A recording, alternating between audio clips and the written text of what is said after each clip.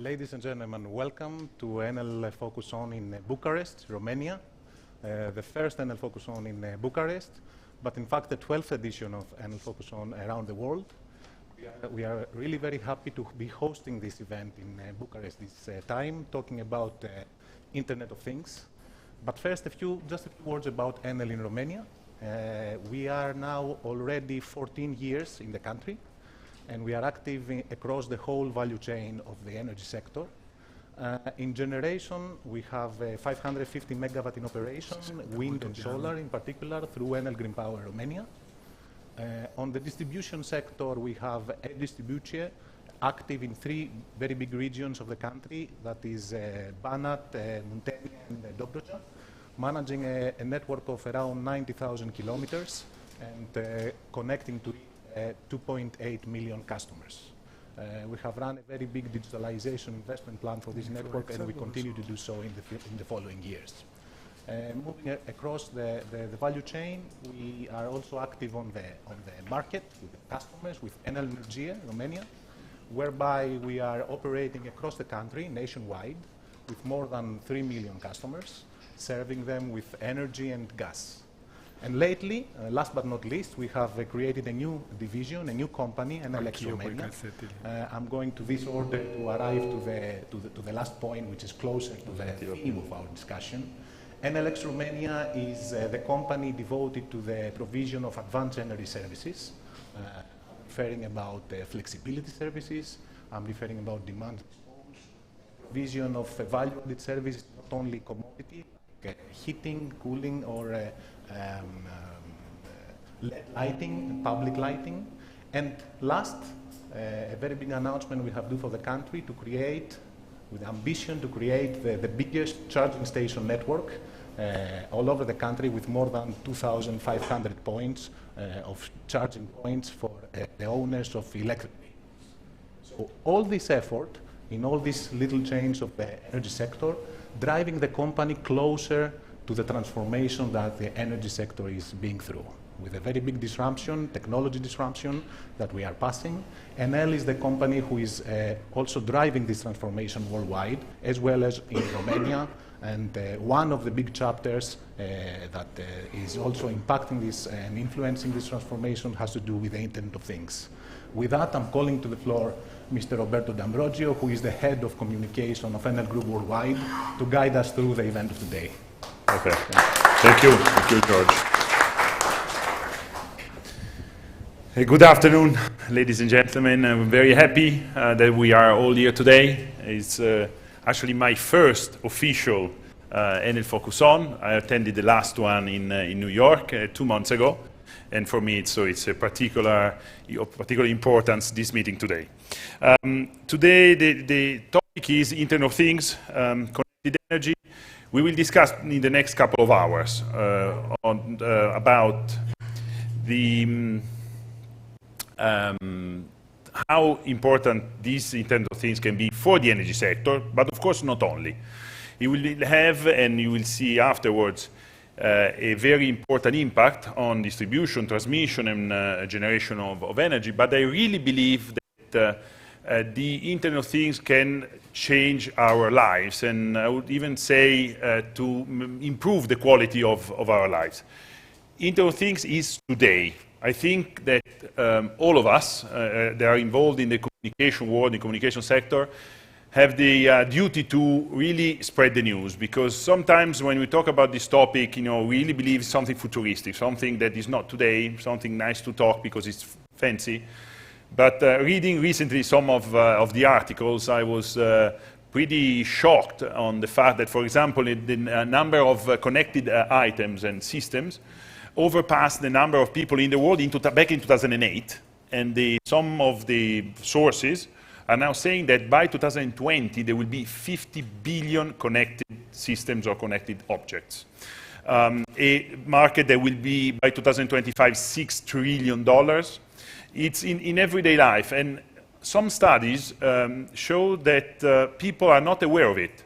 There was a study in the US, and half of the people didn't know that already our house appliances are available, in some cases, are already possibly connected to the internet, and they didn't know.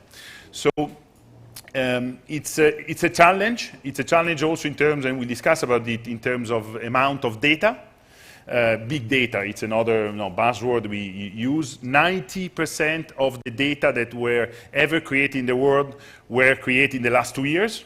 And so the big effort by us in general, especially multinationals like Enel, is really how to use this data. This is another challenge that I think we all face.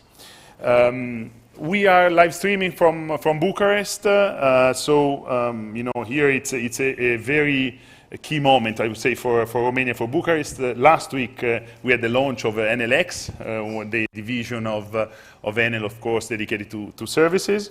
And we have a wonderful audience today, people coming basically from really a lot of continents. So from Romania, from Italy, Spain, a lot of people coming also from Latin America. So there are people coming from Brazil, Colombia, Chile, Argentina. So, and I'm sorry if I may be forgetting some countries, but it's really a multinational crowd that we have here. And it's very important because, of course, to share ideas and to discuss is important, all your contribution. Not only from here, I always urge the people that are listening to us and watching us via streaming to ask questions. There will be possibility afterwards to ask questions to all of us and to our guest. I would start presenting myself, Roberto D'Ambrogio. I'm head of communication for Enel Group.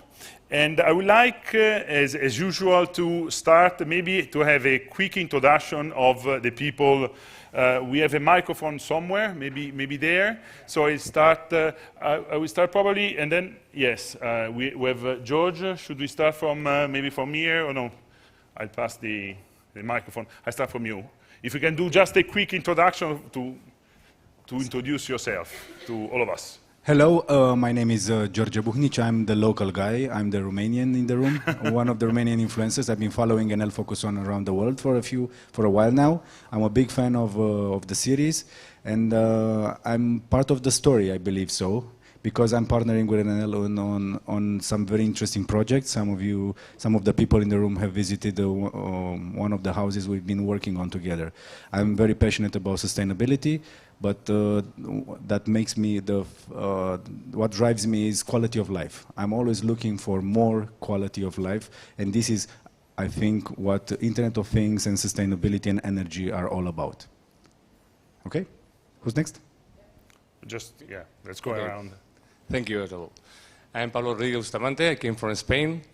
I have traveled around the world, Spain, analyzing smart city projects during 8 months, and we have traveled in an electric vehicle twice, one in 2013 and the other one last year. And we are specialized on e-mobility or sustainable mobility, smart mobility in common. Okay, and thank you for inviting me coming here, and we in the discussion. Thank you so much. Thank you. Hi, I'm Emanuela Zaccone from Italy. I'm a digital entrepreneur. I'm passionate about technology and innovation. I've been writing about these topics since lots of years. I'm a sort of veteran of the Enel Focus On, been following them in streaming since time, so I'm very excited to be here today in person and follow this conversation. Hello, everyone. I'm Clarissa Herrera from Argentina. This is my second Enel Focus On, so I'm very happy to be here. Thanks for having me. I'm a social researcher. I research technology and social behavior, and I'm also a journalist. I write about innovation and technology. Hi, I'm Giacomo Biraghi from Milan, Italy, and I am an urban expert. I actually study future urban trends all around Europe and the world, and so now I'm in Bucharest and I want to discover more. Thank you. Hi, I'm Isabella Panizza, and I'm the head of the Communication Digital Lab here at Enel. Hi, I'm Anton Chipilka. I'm second time on Focus On, and I'm innovator, also digital evangelist for sustainability and better life, and the community of green builders in Russia. Hi, my name is Victor Solan. I'm from Colombia. I'm journalist, influencer in topics about technology. I am very happy to be here. Hi, I'm Francesco Paolo Russo. I come from Italy, and I'm founder and CEO of 2BSRL. It's a startup who works in Internet of Light, Wi-Fi technology. So I am very happy to be here.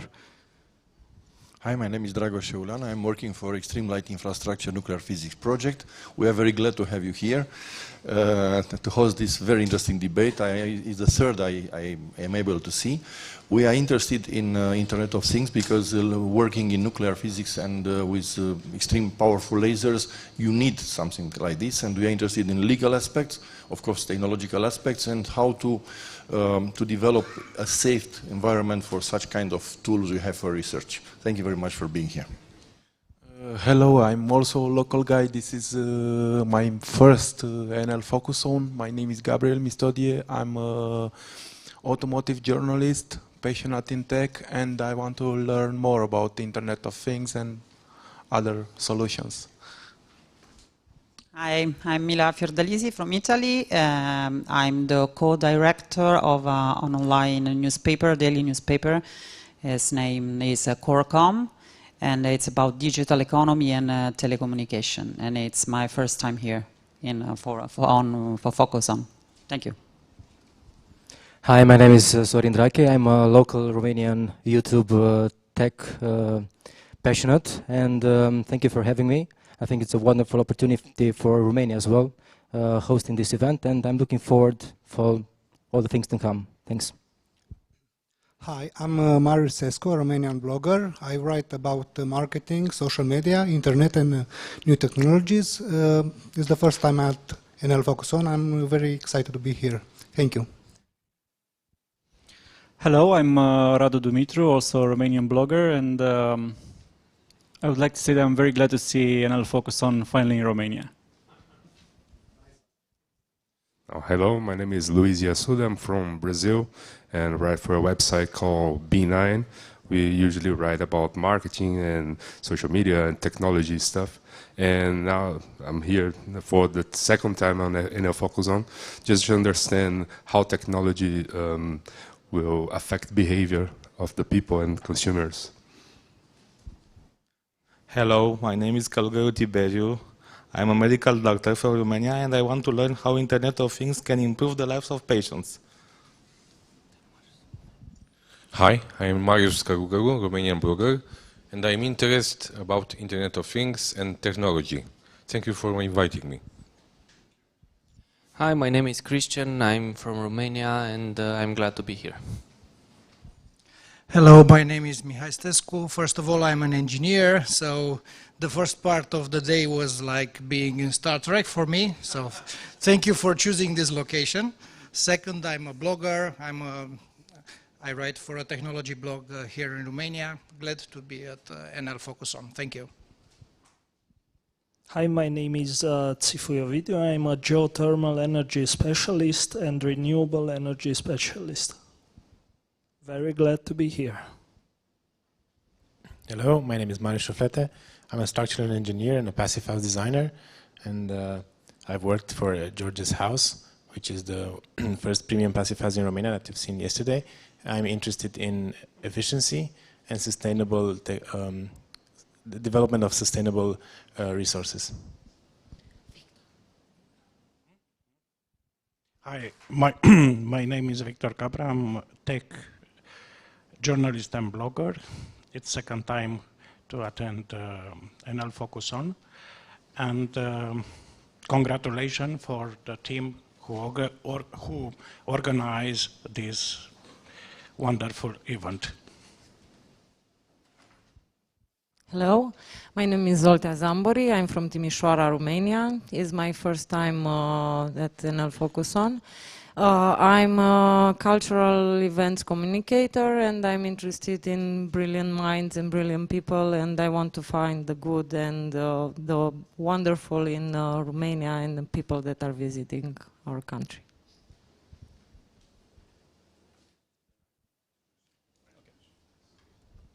Hello, I'm Radu Băzăvan. I'm a Romanian blogger. I have a funny blog. I live in Transylvania. You probably know us Transylvanians are creatures of the night.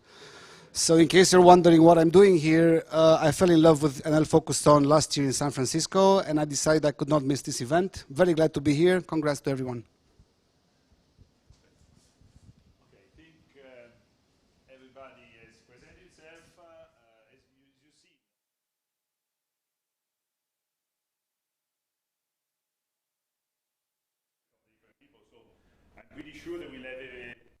Conversation and discussion today.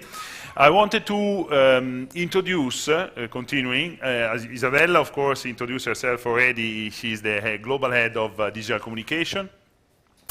And also, I wanted to introduce our special guest today, who will deliver the keynote speech, is Tom Rafferty, who is a futurist and Global VP, Futurist and Innovation Evangelist for SAP.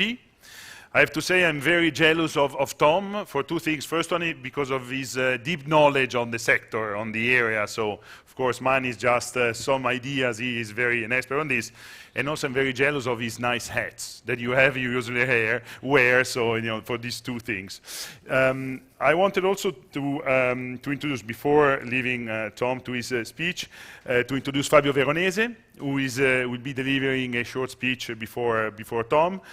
Fabio is the head of Infrastructure and Network Digital Hub. And so we will, of course, introduce some topics relative to the Internet of Things for Enel. I now sit down and I leave directly the floor to Fabio, and you know, have a wonderful time together in discussion. Thank you. Thank you very much, Roberto, for the invitation. It is a privilege for me to be here, and also a pleasure, because I heard so many people which are enthusiastic for technology, and I define myself as a techno-fetishist, so you are warned about what I'm going to say. I will try now to clarify what we mean by connected energy, so what we do with the IoT concrete in Enel, okay? But before saying this, I will start saying a few words about Enel. Enel is a big player in the utility world. If we forget China for a moment, it is probably the biggest, okay? But nevertheless, in terms of millions of kilometers of network or of renewable footprint, we are for sure one of the most relevant global operators. We started our digital journey a couple of years ago, in fact, almost 4. And after doing some cloud transformation, which was massive, in fact, and exploring also the convergence of systems, we started exploring some new digital paths, okay? Which, for the sake of simplicity, we collected in 5 categories. There is the big world of artificial intelligence and big data. All of this is connected with concrete business cases or opportunity. There is also the world of augmented reality and virtual reality, which you can appreciate in the room next door here. We have also, and for a utility, it is not something that can be easily given for granted, the collaborative platform environment. We have some crowd working POC ongoing all over the world.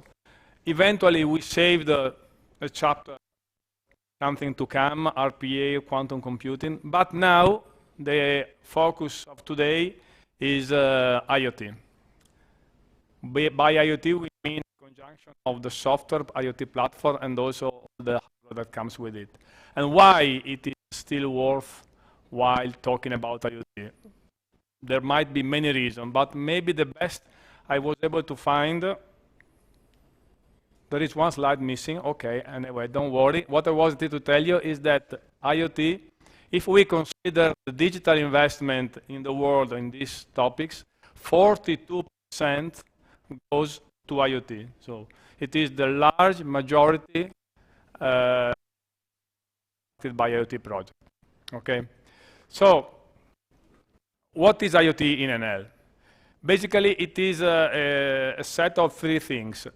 The first is the hardware, so the sensors and the gateway. As we are in an industrial environment, some of these things are typically crafted for Enel.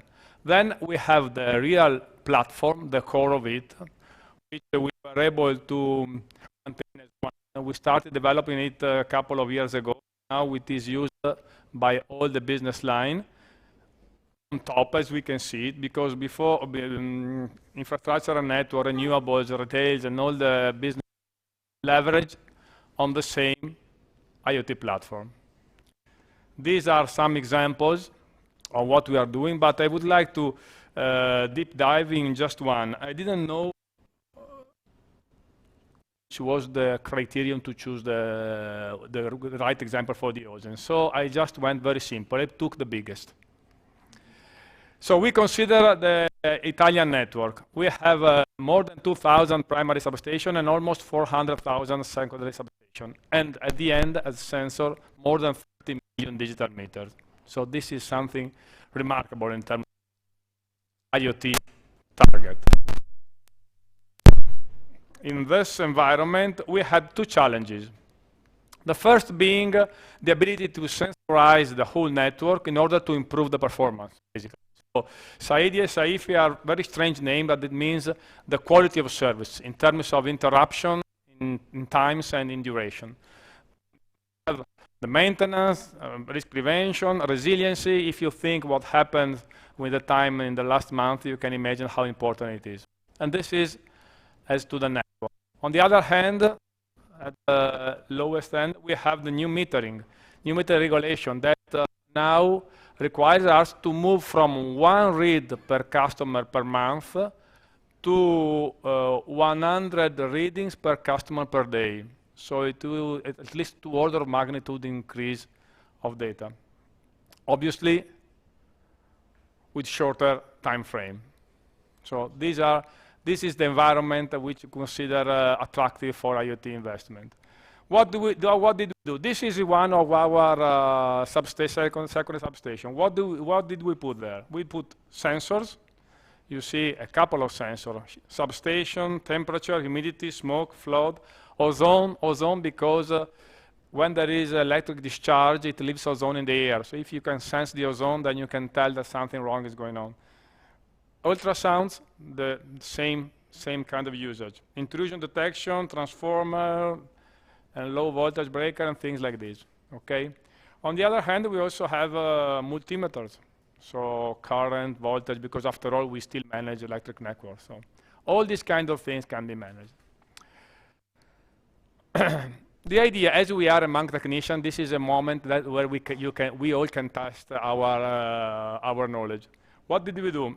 If we plot very easy, simplifying the architecture, all the components, we have the sensors, then we have a sort of gateway that collects the data inside the secondary substation, and then we have the elaboration that is done in the center.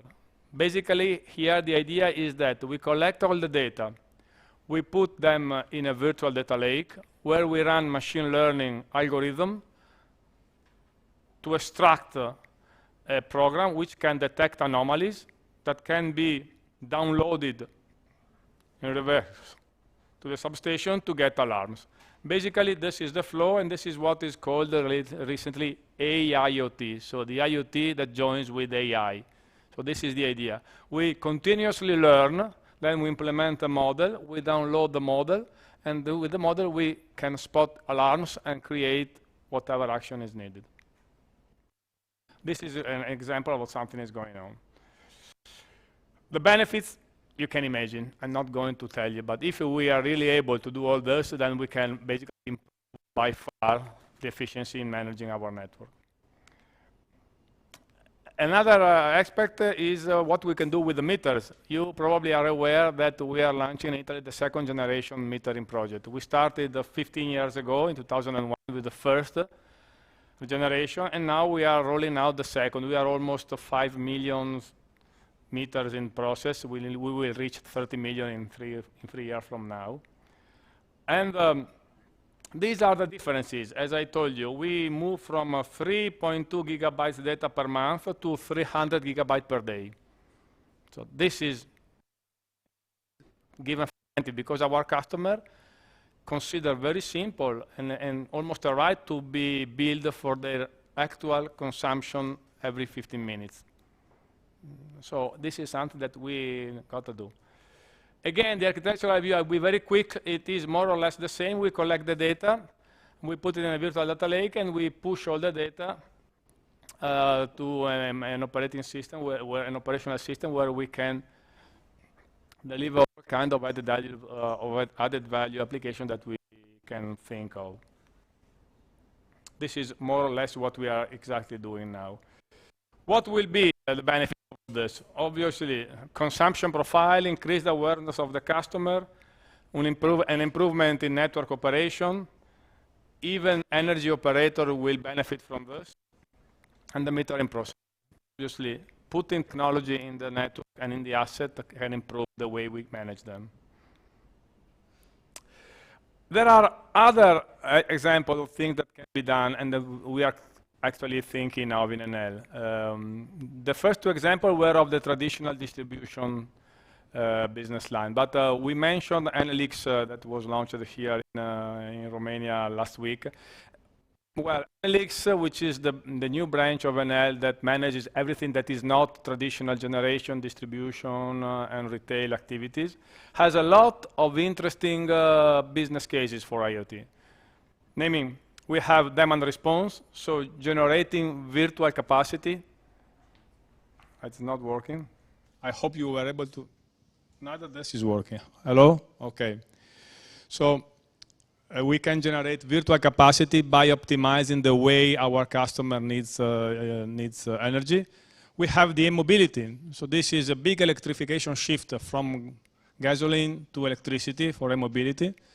There is the e-home, the smart home, and also the e-city and smart lighting. Just to give you a hint, this is what we are doing as an intelligent energy intelligence system, trying to optimize for example, a customer that has a lot of premises in distributed places in the network. By managing them all together, sensorizing all the points of consumption, we can improve the bottom line at the end. And also, for example, in public lighting, which we also mentioned recently, public lighting, it is a pole with the sensors, basically. If we consider that just like a meter, then we can get all the benefits of IoT to real-life concrete application. So this was just an idea to give you a flavor of what Enel is doing practically and concretely in the connected energy system. So with this, I thank you, and it is my pleasure to leave the floor to a much broader vision, which will be delivered by Mr. Tom Raftery.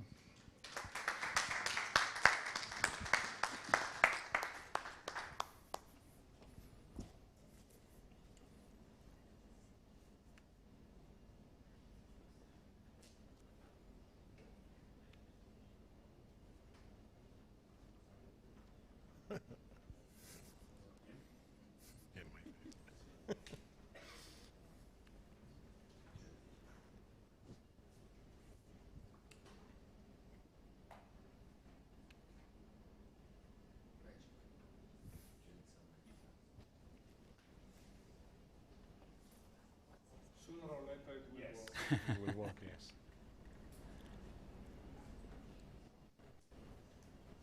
Okay.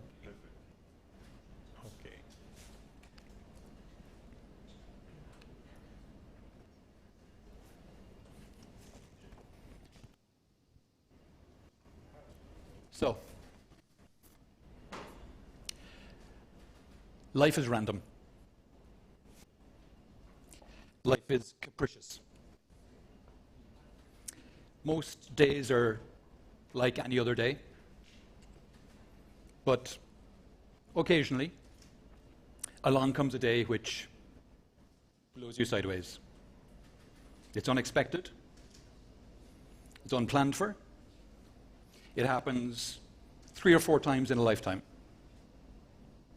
And I had one of those days on the 21st of March this year. These are my 2 sons. Enrique on the left, Tomas on the right, along with our 2 idiot dogs. And on the 21st of March, my older son, Tomas, was diagnosed with type 1 diabetes. And if you're unfamiliar with type 1 diabetes, and hopefully you are, it means that he had to measure his blood sugar 6 times a day and inject himself with insulin 5 times a day. And I'm honored to be here in Bucharest today because Bucharest is the home of Nicolae Palescu, who is one of the discoverers of insulin. So thank you for that. This is the page out of the book that my son had to maintain, showing the blood sugar readings morning, afternoon, and evening. And he would bring this book into his medical team, and they would leaf through the pages and look for patterns in the blood sugar so that they could then adjust the insulin levels so that it was properly under control. Then in the summer of this year, he was moved on to this device. This is called a flash sensor. He applies that patch to the back of his arm. It stays on his arm for 2 weeks. And instead of 6 blood sugar readings per day, it takes a sample every minute. So now we have 1,440 blood sugar readings per day. And it's got an inbuilt NFC chip. So he just swipes his phone over it, downloads the information to his phone, and uploads it to the cloud. I get a notification on my watch. His medical team also get access to the data. A chart of 2 weeks data across 24 hours, midnight to midnight, averaged 2 weeks data. And you can see his blood sugar level is right where it should be in the target range, between 70 and 180. And just for reference, when he was diagnosed on the 21st of March, he was 451. But this, for me, absolutely is a perfect example of how sensors and IoT and connectivity and cloud solutions are completely changing the landscape. In this scenario, in healthcare, but you can copy and paste this across into the energy space, because if you think of the 1 meter reading per day changing to 1 meter reading every 15 minutes, as we heard from Fabio, it's the same kind of idea. It's 6 blood sugar readings per day changed to 1,440. So we get a much richer data set. And we can control, in this case, my son's blood sugar and his insulin far, far better. But for utility companies, that richer data allows them to maintain their grid in a much more reliable manner. Which brings us nicely onto energy, which is why we're all here. The move to connected energy. We're seeing 3 real distinct moves in energy right now. It's the move to energy, it's the move to renewables, and it's the shift to storage, and I'll go through those. So, why renewables? Well, this chart is a chart called the Swanson effect. It is the price of solar across the last roughly 40 years. And you can see the Swanson effect is like Moore's law, but for solar, and what it says is that the price of solar power drops 20% with every doubling of installed capacity.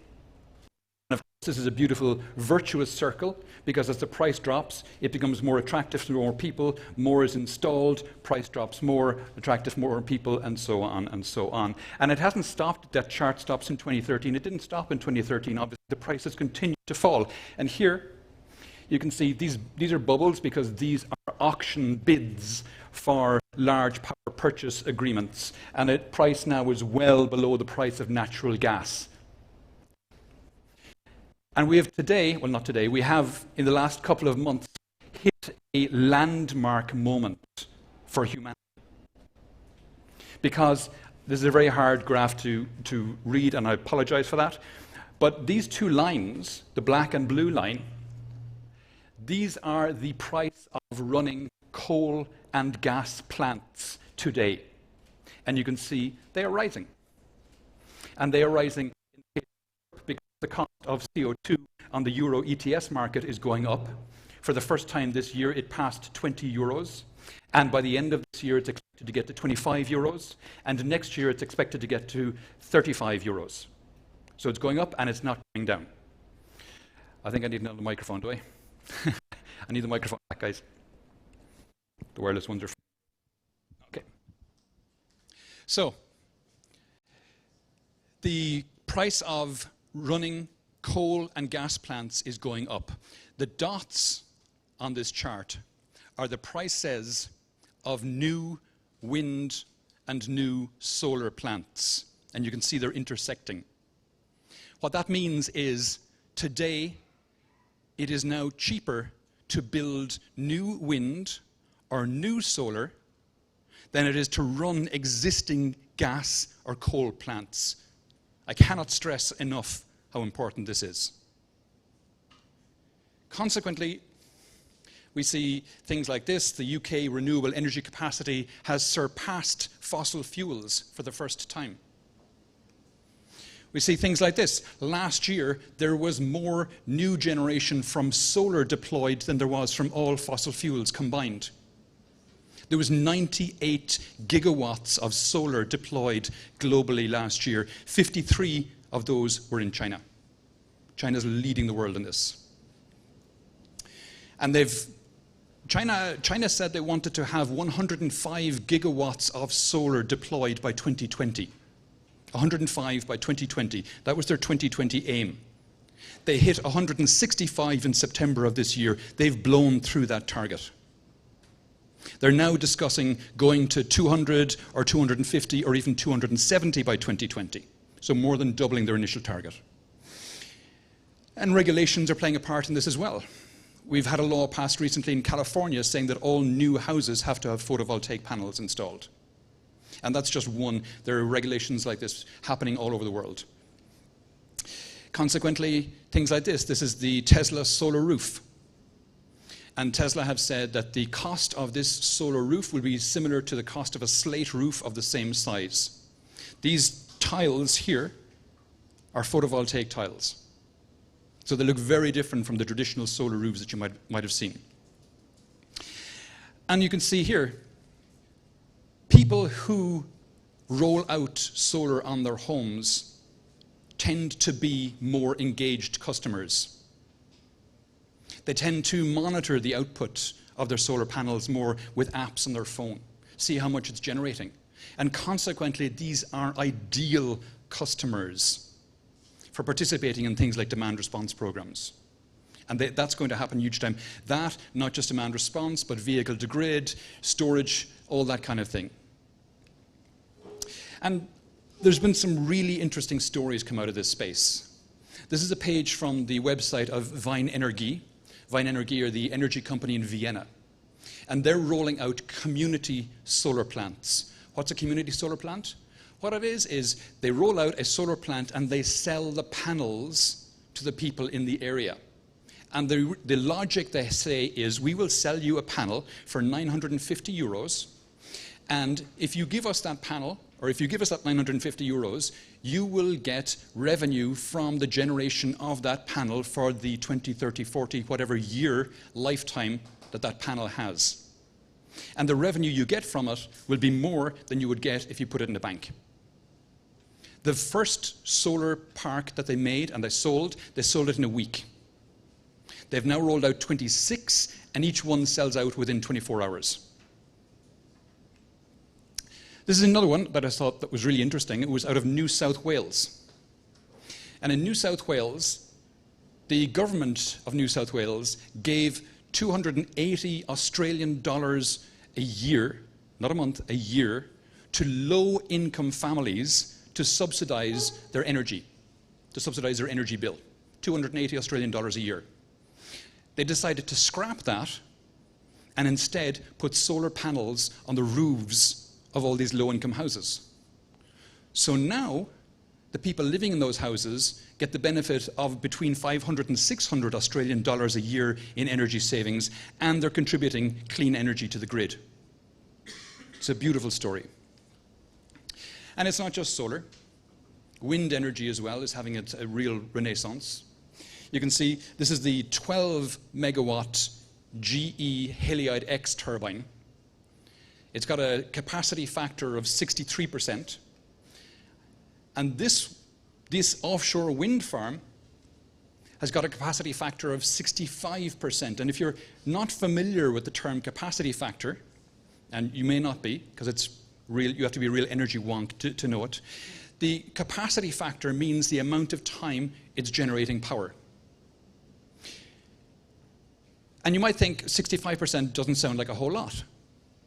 But according to the Energy Industry Association, coal and gas have capacity factors of between 56 and 54%, significantly less than the 65 here.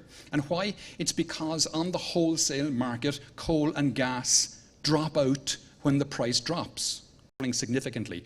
The cost of lithium-ion batteries in 2010 was $1,000 per kilowatt hour of storage. Today, it's less than 200. It was 200 in 2017. Tesla, who are one of the largest battery producers, say they will hit $100 per kilowatt hours of battery cells, not the battery packs, but the battery cells by the end of this year. Battery packs they expect by 2020. Not only is the cost coming down, but the energy density of these batteries is going up. It's going up about 5 to 8% per year. And I thought this was a really cool chart. I know it's hard to see and hard to read, but this is actually two charts that I took from a report delivered by AEMO in April of this year. And AEMO are the Australian Energy Market Operator. And in South Australia, in November of last year, the world's largest storage battery was brought online. It was a Tesla battery, 100 megawatts of storage. And they're using it to manage the frequency of the grid. So the market operator released a report in April of this year talking about how the battery was performing. And on the left, the red line is the chart of the output that the market operator wanted in frequency response services from a thermal plant, and you can see the black line is the thermal plant's response. It's close, but it's not quite on the line. The other chart is the same kind of thing, but the black line is the response from that battery plant. And you can see the response of the battery plant is way better than any thermal plant. So this report from the market operator was massively positive. I've never seen a market operator give out a report as positive about anything before. They absolutely love that battery. And it's orders of magnitude cheaper as well as responding in milliseconds. And consequently, this is the battery plant, the Hornsdale Battery Reserve. Cost $66 million, and by September of this year, it had made back 17. So we're looking at a 3-year return on investment on that battery. Consequently, we're seeing more of those big, large, utility-scale battery plants being rolled out. This is one in Belgium that was rolled out, ironically, on the grounds of an old coal site. And this report from a couple of weeks ago talks about how in California, the regulator in California has mandated that PG&E, who were going to roll out 3 gas plants, have to instead roll out 2 large battery plants. And the 2 large battery plants will be, if I remember correctly, 730 megawatt hours and 1.2 gigawatt hours of storage. Now remember I said the one in Australia that came online last year was 100. These 2 are 730 and 1,200. They are, by orders of magnitude, the largest batteries ever to have been made, or will be. Consequently, the storage market is going like this. This little speck over here is 2018. This is for stationary storage, not the storage that goes into cars, just grid-scale stationary storage. And I thought this was a cool story. Again, we're doing a lot about Australia because there's a lot happening down there. Tesla are now installing their Powerwall. That's this white battery on the right-hand side of the picture there. It's a 14 kilowatt hour battery. They're installing that plus their solar roofs. Now, this is a stock photo, so the solar roof will look like the ones you saw in the earlier picture. They're installing those on 50,000 homes in Australia.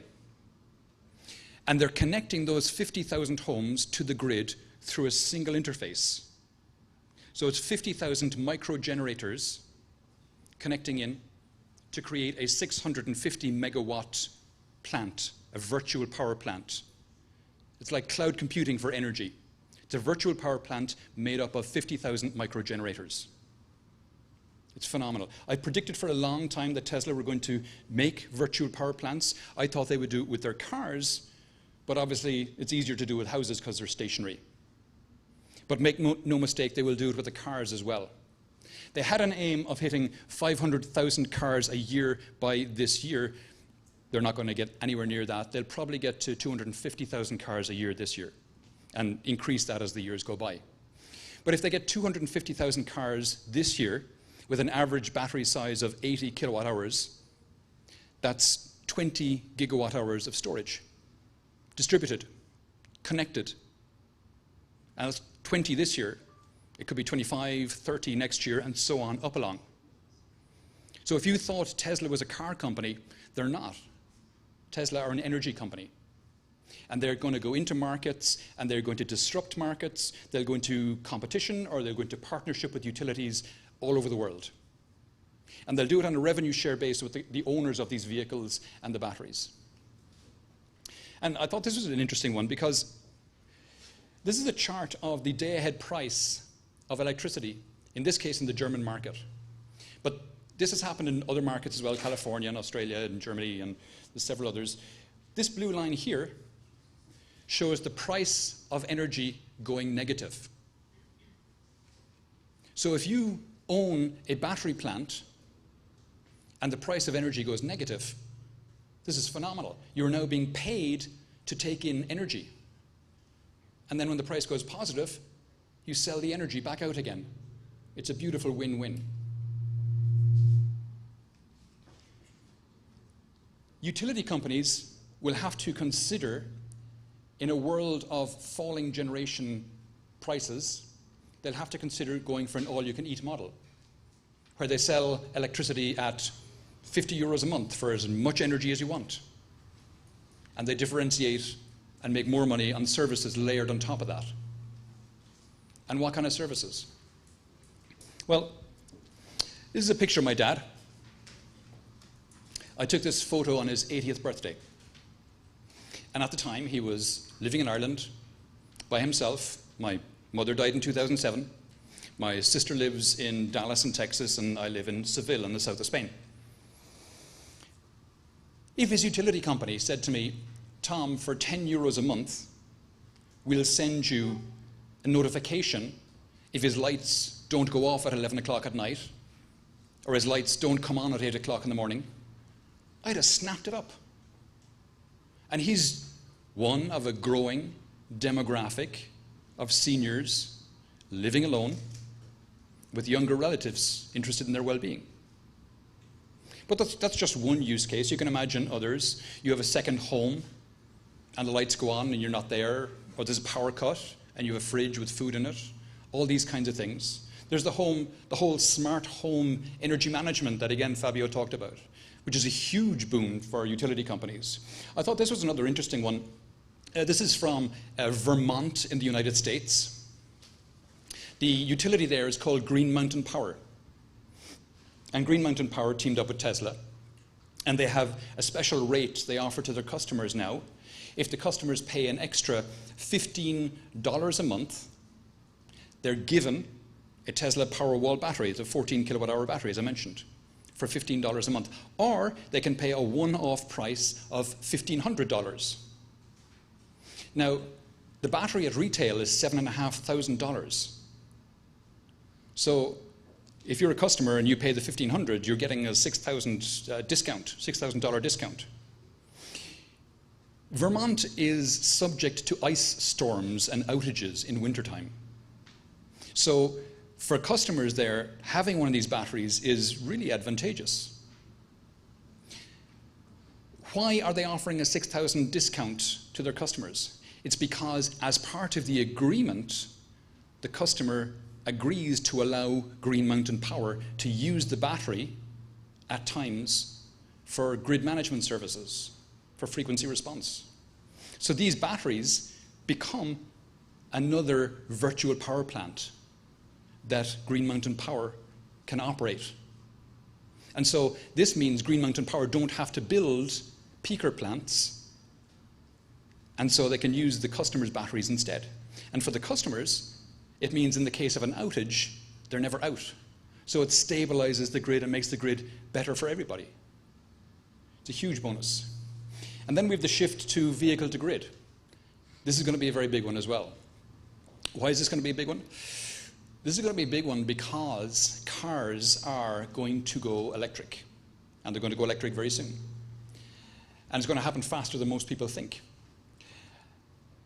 And if you think the 14 kilowatt hour battery on the wall in Vermont was good, these cars have 40 kilowatt hour batteries up to 100 kilowatt hour batteries, and some are going for 200 kilowatt hour batteries. So, you know, the 14 is going to look like nothing beside these.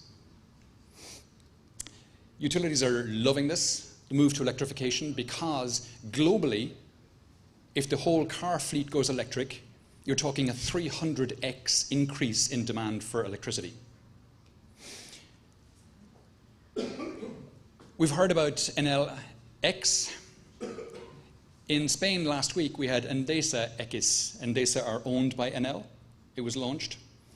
And they announced that they're going to put up over 100,000 charging stations for electric vehicles in Spain in the next 5 years, right up to 2023. I think it's 8,500 of them will be public, and another 100,000 of them will be in private locations like hotels and hospitals and things like that, and people's homes. So this is huge, and you can see from this that Enel and Endesa are really getting the move to electric mobility, and why not? Because for years, utilities have been telling customers to use less electricity, or helping them to reduce the amount of electricity they're consuming. And how crazy is that? How many other manufacturers do you know who try and convince you to use less of their product? It makes no sense. Of course it makes sense, but you know what I mean. But going forward, these car chargers are a way for utility companies to help customers to consume more of their product and to do it in a way that's sustainable, because we're using more renewables on the grid is getting greener every day, and electric vehicles are far, far greener than fossil fuel ones. Which brings us nicely onto transportation. What is driving the move to electric vehicles, if you'll pardon that horrible pun? Regulations play a big part in it. And we're seeing things like this. MEPs voted recently for a large cut of 40% in car emissions by 2040. A cut of 40% will bring emissions from cars down to 50 grams CO2 per kilometre, which is lower than almost any plug-in hybrid can get. That will require electric vehicles. Madrid and other cities, Oslo, Paris, etc., are starting to ban, in some cases, diesel vehicles. In the case of Madrid, it's petrol and diesel. Sorry, this is in Spanish for those of you who don't speak Spanish. This is from El Mundo. And it talks about how Sanchez, the new prime minister in Spain, the president of the government, is requiring service stations in Spain to install car charging units. And if they don't do it within 27 months, a single station could be fined 30 million euros for not installing them. And within 12 months of installation, they have to guarantee that the electricity that they're sourcing for the car chargers is green, fully renewable. Denmark, Israel, UK, several other countries are banning the sale of fossil fuel vehicles from 2030 or 2040, depending on the country. And this. China. China, more than any other country, is electrifying the global car fleet. Why? Because China passed a law which said if you are a car manufacturer and you want to sell vehicles in China, then by 2019, a month and a half from now, 10% of your offerings need to be electric vehicles. By 2020, it has to be 12%. right the way up to 2025, when it has to be 20% of sales, of actual sales, not just the offerings, but by 2025, if you're a car manufacturer operating in China, you have to have 20% of your sales be electric vehicles. Why do we care about the Chinese market? Well, if you're a car manufacturer, China accounts now for 30% of global car sales, more than any other market. The European market in total accounts for 17. The US for 19, China 30. And it's a growing market because there's a very low level of car ownership in China. So China is pushing this forward. Consequently, all the car manufacturers started announcing the tens of millions of dollars that they were rolling out for their electrification schemes. Even Porsche has said that by 2030, all of the cars that they manufacture will be fully electric. So electrification is happening. It's going to be a big deal. Volkswagen, who have had, shall we say, reputational issues, know that they absolutely need to be all over this. So they have announced, or they have spent $48 billion on securing their access to batteries, because they will have to. The big bottleneck to electric vehicles today for the manufacturers is access to batteries, and they don't want to be cut short. This is the range of vehicles that have been announced in the last couple of months in response to the Chinese announcement. So you can see they're all between 4 and roughly 500 kilometers in range. BMW has said that their i4 will have a range of 600 kilometers, and their iNext will have a range of 700 kilometers, and the Tesla Roadster will have a range of 1,000 kilometers when it launches in 2020. When you've got electric vehicles with a range of 1,000 kilometers, then it's the fossil fuel vehicles that have a range issue. And is there a demand for electric vehicles? The top line here is the sales of small and mid-sized luxury cars in September in the US. The top line is the Tesla Model 3. The next line is Mercedes C, CLA, CLS, and E-Class combined. The next line is BMW 2, 3, 4, and 5 combined. Next line, Lexus, ES, you get the idea. There's a huge demand for electric vehicles, and it's destroying all the other manufacturers. This is just America, because the Model 3 is not on sale yet outside of America, but it's going on sale in Europe and China next year. Norway is already at 60% of new vehicle sales being electric vehicles, because they've got good incentives. That 60% breaks out at 45% fully electric and 15% hybrid, plug-in hybrid. So people given a choice in Norway go 3 times more for a fully electric than a plug-in hybrid. And there's a lot of concern amongst potential electric vehicle buyers about the lifetime of the battery in the vehicle. We all have mobile phones and laptops, and we're all aware about the degradation of the battery life. Well, the batteries in your phone and laptop, etc., decline because of heat damage, the damage that's done when you plug them in. But in these electric vehicles, they've got thermal management built into them, so they don't degrade. Each of these dots is the amount of kilometers driven and the capacity of the battery. So out here, at the very edge, the ones that have gone the furthest have gone 270,000 kilometers, and they're still at 91% of their original capacity. These batteries just go on and on and on. This is a list of the top 10 faults that happened to cars worldwide in 2015. Only one of those faults can happen to an electric vehicle. It's number 4, in case you were wondering. Also happens to be the cheapest. The electric vehicles don't fail because they only have about 20 moving components in their drivetrain, whereas internal combustion engine vehicles have 2,000 or more. So there's far more parts to fail in an internal combustion engine, and they do. So by the mid-2020s, electric vehicles will be cheaper to buy, cheaper to run, they'll be more reliable, they'll have a greater range, they'll last longer, and crucially, because of all those points, they will have a resale value, which internal combustion engine vehicles won't, because they have none of those advantages. So we are going to electric vehicles. The market's going to flip. Even the fossil fuel companies have seen it. They're starting to buy up the charging infrastructure companies to get access to their IP so they can roll out these chargers in their service stations. BP bought ChargeMaster, the largest charging firm in the UK. Shell bought New Motion, one of the biggest ones in Europe. Consequently, we hear today about the infrastructure problem, about the lack of chargers, which, as we've heard today, Endesa and Enel or Enel are fixing.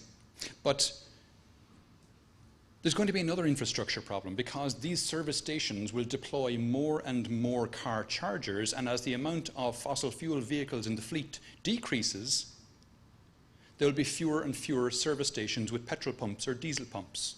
So you will have to drive further and further to find fuel to fill your car. Service stations are going to convert from selling molecules to selling electrons. It's not just cars, motorbikes are going electric as well, Harley Davidson are doing it, buses are going electric. This is a huge one. Buses are going fully electric because it is now cheaper to operate, to buy and operate. The TCO on a bus is cheaper for electric than for diesel. Consequently, this is a chart of sales of fully electric buses in Europe. And you can see 2017 is the second last line there. And the last line is the first half of 2018. So the numbers are going up and up and up. Fully electric buses now represent 9% of new bus sales in Europe. 9. Whereas fully electric cars are still at 2%. So the buses are taking over, and this is great.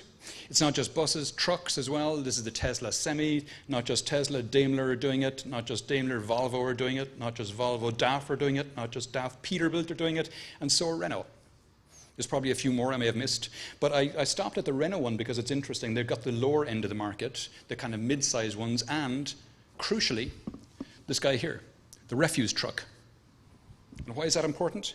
It's important because if you look at the fuel use, which is a good proxy for emissions, the three largest polluting ones are the Class 8 truck, which is the 18-wheeler, the transit bus, which is the buses we just talked about, and the refuse truck. And most of these operate within cities, polluting the air in cities. So the move to the electrification of these will have a huge benefit for our health and for the environment.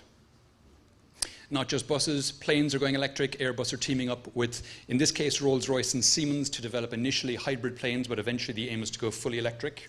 Boeing are doing the same thing. EasyJet have teamed up with a company called Wright Electric out of California because they want to have planes which can carry 180 passengers and go 500 kilometers by 2030. 2030 sounds a long way away, but we'll get there. And they won't be the only ones doing it, of course. Ships are going electric as well.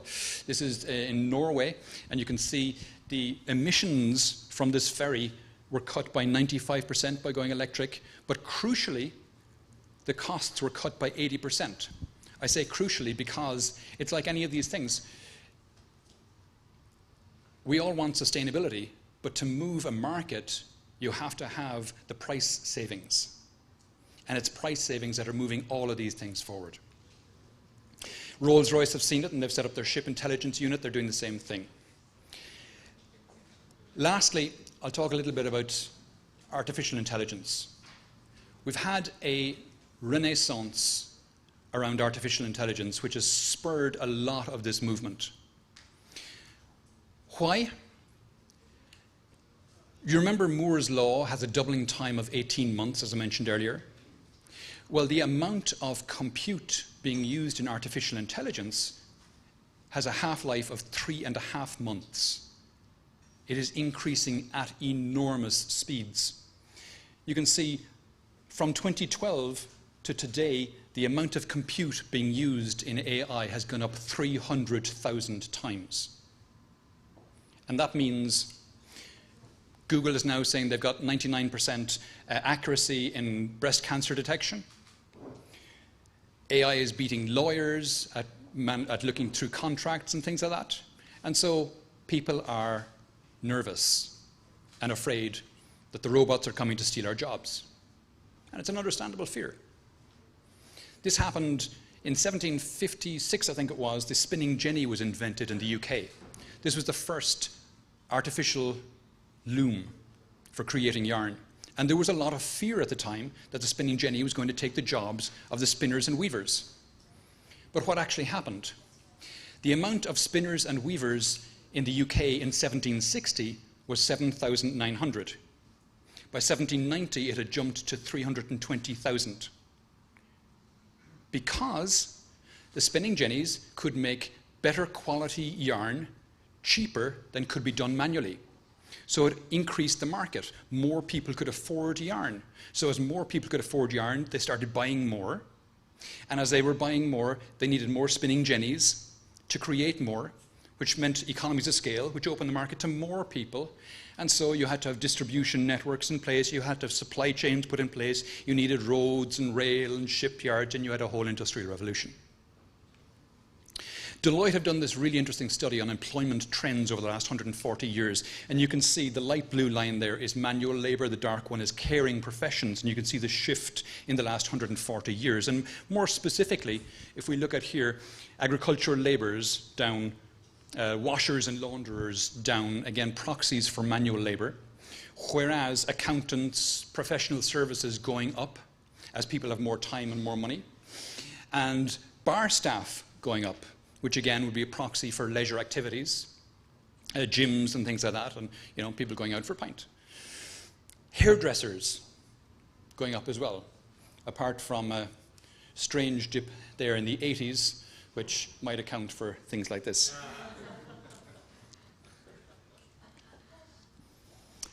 What we're seeing is a labor shift. In 1900, 63% of the workforce were employed either in manufacturing or agriculture. Today it's 11%. 82% of those jobs have gone away. And we don't have mass unemployment. Think of your own job titles today. How many of the job titles that you have existed 5, 10, 15, 20 years ago? Technology is creating new jobs all the time.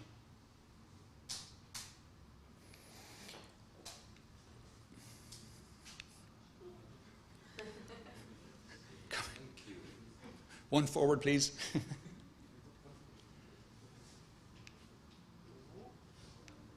Almost.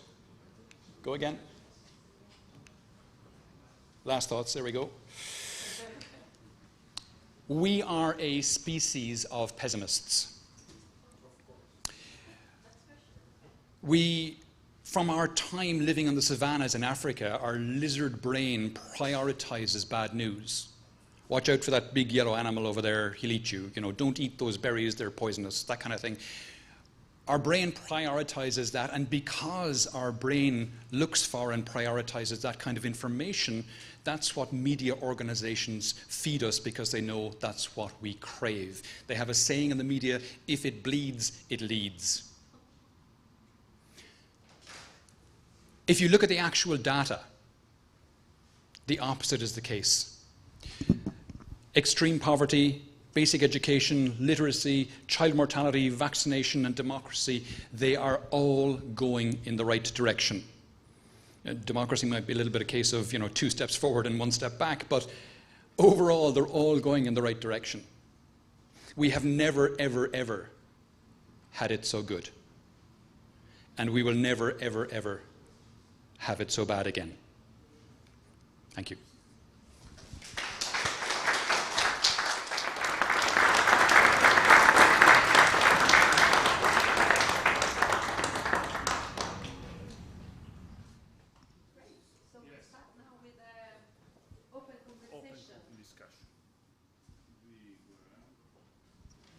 Want to start? Grab some water. Nobody? Let me represent the Romanians in the room. So, we are on the same page, I understand you fully, and I think the same way about everything. It's harder to see the bright future when the day is bleak sometimes. And we are also talking about how about a new recession eventually, maybe next year. So what about all these? What are the most important bumps on the road you see ahead? That's my first question. And the second question is much more complicated than that. How do we integrate all this mess, all this technological beauty into a seamless experience? Because talking to one of my engineer friends, they told me the stuff that comes out every day is so great and so complex that we never get enough time to fully understand it and put it in place. So it's always a struggle, and they never have the time to do it properly from one end to the other.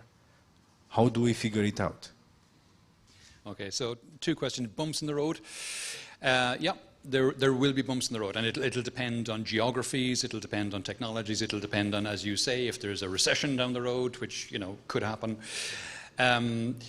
Other bumps in the road are going to be things like legislation, because again, depending on regions, some legislation, in most regions, legislation is not keeping up with technology. And this is proving to be a big barrier in some cases.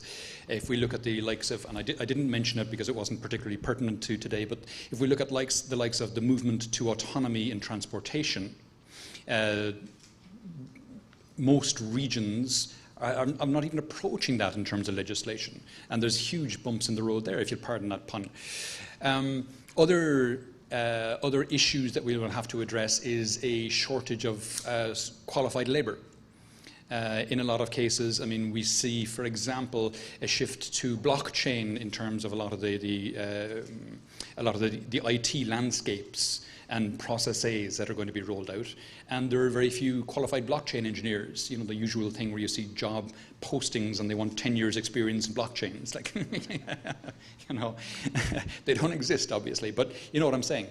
In terms of the second question was how do we integrate all this complex landscape, and that's, you rightly say that's a complex question with no easy answer, and it depends on who's doing it and where they're doing it. There will be different approaches by different organizations. The main thing to do, and we saw Google do this very spectacularly well early on, the main thing to do is to try and abstract away the complexity. Because the more you extract away the complexity, the better it becomes. But yeah, I take your point. The technologies are changing so fast that, you know, it's true. It's very hard to get the best or the full out of something before it's outdated. The main thing I think to try and do there is build modular systems where you can swap out parts as they become obsolescent. And how important is AI in all this? Do you think it will actually work? It's working already. It's on what?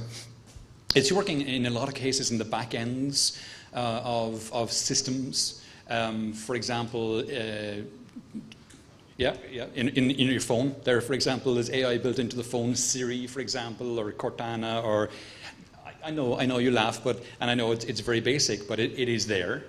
But also in a lot of enterprise systems, and I work for SAP, so we're building a lot of AI into our systems for simple things initially, but for example, in invoice management.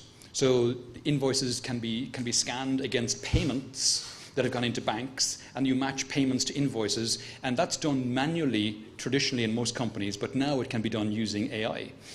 For example, image search and image recognition is another thing that a lot of our customers do. So, for example, if we use the example of a customer of ours called Swarovski, who make crystal ornaments and jewelry and things like that, but they have an enormous SKU set. They have hundreds of thousands of SKUs. So if someone comes to their website with an ornament that fell off a shelf and is in 2 pieces, and they want a replacement one. Well, if you take a picture of it and upload it through the site, it'll go through the SKUs and it'll give you 3 or 4 of the SKUs that it thinks most closely match the one that you uploaded.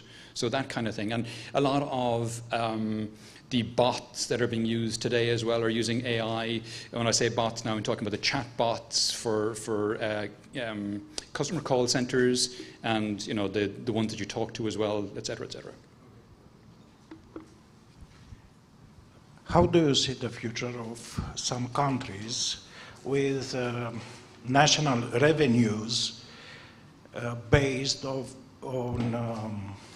oil and gas export? I mean Russia or East Arabia, Saudi Arabia, Yeah. It's a good question. They're in trouble, is the bottom line. They're in trouble. Most reports now, including ones from the IEA, say that we've gone past peak oil. Peak oil happened in about 2014. The amount of oil exploration being done because of the downturn has fallen enormously. And to ramp that up again, to try and find more, will have huge costs. And also, if you look at the amount of oil that has been explored as the result of explorations from 2000 onwards, it's falling massively. So putting more money into exploration yields fewer and fewer and fewer barrels of oil. Sheikh Yamani, the OPEC oil minister from the 1980s, famously said that the Stone Age didn't end because we ran out of stones. And similarly, the oil age won't end because we run out of oil. It'll end because we'll run out of demand for oil. Because we're shifting to electrification of everything. Not just cars, but motorbikes, bikes, et cetera, et cetera, et cetera, et cetera. And with the increase in the cost of carbon, not just transportation, but other things will be electrified as well. We'll move away from using gas for heating water, for example, and we'll use electric immersion systems for heating water. And again, those kinds of things can be used in demand response programs because it's a movable load. You don't care what time you heat the water, as long as there's hot water when you turn on the tap. So if you have a smart thermostat in your immersion, it can heat the water at 2 a.m. in the morning. And similarly with fridges and freezers in the home, smart fridges and freezers, they can put down the compressor at different times, change the thermostat. If your food is frozen, you don't care if it's frozen at -20, -40, -10, -5, it doesn't matter. But if you can suck in energy, drop the internal temperature of the freezer to -20 or -30 or whatever it is, whatever it's capable of, and then let it drift back up slowly to never going above -6, for example. I'm just making up numbers here, but you get the idea. These are movable loads. Now, in general, those are small movable loads. The biggest movable load you will have is smart charging of your car. And that's going to be a huge boom because, as I said, we are going electric. Hi, Tom. I wanted to ask you, what do you think about the possible concerns, the issues related to security in a complete, integrated and connected world of Internet of Things? What could happen with a massive attack or something like that? Mm-hmm. It's a good question. It's a good question. I don't know is the short answer. There are all kinds of possibilities. The only thing I will say is that, getting back to George's question about AI and machine learning, we are starting to see that being used more and more to identify attacks and intrusions before they become serious. So all these kind of things become a game of leapfrog. All these security issues become a game of leapfrog. So the threat landscape is increasing, absolutely no doubt about it, but also the security architectures being used and the technologies being used to mitigate those attacks are getting better and better all the time as well. Fabio, did you want to jump in? No, I just tried to answer the previous question Sure. about the country exporting oil, and the country whose economy are based on oil. So what I perfectly see the point and agree with Tom what was saying. I just want to add that those countries are perfectly aware of what he was saying. So they are moving extremely fast towards new technology. True. Dubai started first because there is no oil in Dubai. And if you go to Dubai now, you can see all the best possible use of digital technologies. Saudi Arabia, Russia as well, in the zone of St. Petersburg, north, they are moving amazingly towards new technology because they have now a feeling of burning platform, and there's no such thing as this kind of feeling that can improve the progress in this way. So an amazing shift is happening right now. In fact, they wanted to sell Saudi Aramco, because they could see the writing on the wall. Now, they failed to do so. They've changed their minds on that, but that was going to be a thing. They were going to sell Saudi Aramco. And sorry, I just jump in because there are questions that are coming from online because, as you know, we are streaming. So we have a question from Neil that I think is for you, Fabio. How do you think the IoT concept can assist with energy monitoring and consumption for the consumer? Yes, this is exactly what you remember the slide I had here with the meters. So this is a twofold question. Let's start with the consumption. Obviously, now we are used to have a relation with the final consumer once every 2 months. So this is the energy bill. Think of how can we influence the energy behavior if we can give to our final user a data every 15 minutes so that he can adapt his energetic behavior to his consumption. So this is something that is extremely interesting and can work for the benefit of the system. And by the way, it is also something that is mandatory for us because, the data are free. If somebody could have the access to such data, they can jump in the energy market even though they have no asset at all. So consumption is something that is very interesting for us because it can lead both to improve the efficiency of the system and also create customer fidelity. Can I just jump in there? Absolutely. Because I think you're right, getting customer behavior to change is important, but I think not enough customers will care enough to actually become involved. So what really needs to happen is the devices themselves need to be listening, and the devices need to become more efficient and adjust their behavior automatically in response to, it could be pricing signals from the grid, or it could be generation mix signals from the grid, or whatever it is. Absolutely, I meant that. The idea is not to force our customer to look at their consumption and behave appropriately, just to provide the service that based on the new meter we can make his home premises adapt continuously to his energy behavior. And the second is energy monitoring. Obviously think about, you see the graph from Tom where the capacity of the storage system to adapt to generation. And this is the other way around, the capacity of the network to adapt to network demand. So the faster it is, the better it is, and sensors just like meters, can help us follow much more closely the real demand and again, in this case, improve the performance, overall performance of the system. So this is, the good news is that something like this is actually taking place now.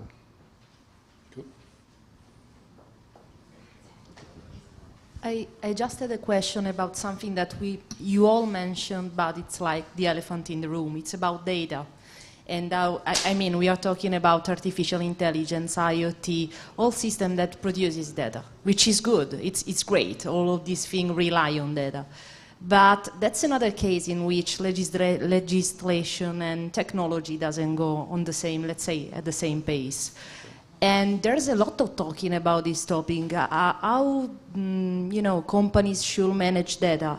How ethical are them in managing them? What should they do? What do states should do to improve how they are treated in some sort of tentative to protect the users? So I think this could be one of the challenges for the development of all of this technology. What do you think, and how the problem could be in some way avoided or resolved, I hope, at some point? Sure. And again, this is a hugely complicated question and a difficult one. We're lucky we're in Europe because the GDPR means that for any companies in this space who are holding customer data, they have significant penalties for not treating it the way it should be treated, potential penalties. So in Europe, at least, we're fairly significantly safeguarded against misuse of data. And I don't think any company is going to start misusing data. Any significant company is going to start misusing customer data, because if they do, they'll be damaged both financially and massively reputationally. We've seen an enormous drop in the amount of time people are spending on Facebook in the last couple of months, the last 6 months, since the whole Cambridge Analytica thing came to the front. And, you know, rightly so. And we've seen, just in the last couple of days, more files that the British government have managed to get, internal documents from Facebook, which contradict what Facebook were saying they were doing in 2015 and 2016. So that has got people thinking a lot more about data, and possibly hence your question, and customer data. As I say, we're in Europe here, so we're lucky. For people in other geographies, it'll be up to the legislators there to try and put something similar to GDPR in place to make sure that customer data is well stewarded.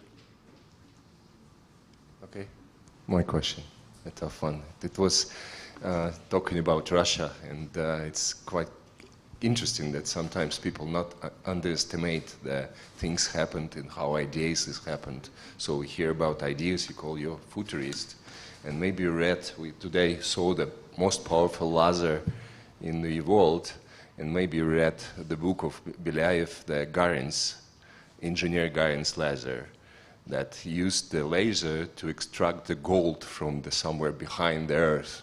So today the data is gold, but people for maybe 50 years not estimate their ideas, and I always in big auditories ask, show me how many of you have in your pocket, in your supercomputer, the mobile phone, the electronic visit cards, and there only one hand in the auditory. So we are quite lazy, but sometimes we can utilize the problems to be leading. So what do you think, how the people should be treated? Like yesterday you showed us the presentation that house evolution because of cold, so in Russia it's cold, you know, so we innovate things because the problems. So what problems should cause the human, like climate change and maybe some others, that we finally turn to sustainable way of living?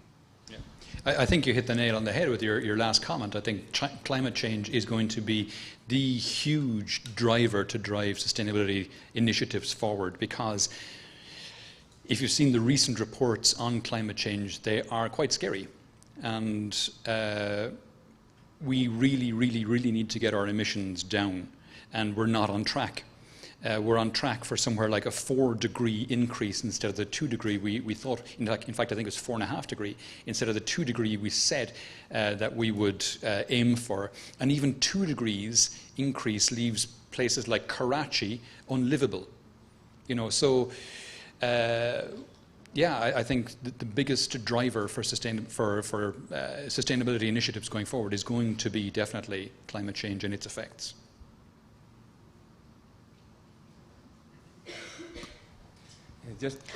Sorry, there is another person from home, because as you know, actually this is the beauty of this format. We have many people that is following us streaming, so Great. we have to have Super. them as well. Yeah, fantastic. So we have Luca, and he's asking how difficult it is to bring up new ideas related to progress and digital innovation. How difficult it is to implement them? That's a big one. And maybe Fabio wants to jump in as well. Well, coming up with new ideas is very straightforward, I think. Anyone can do it. Implementing them is a whole nother heap of problems. I mentioned in my talk Tesla a couple of times.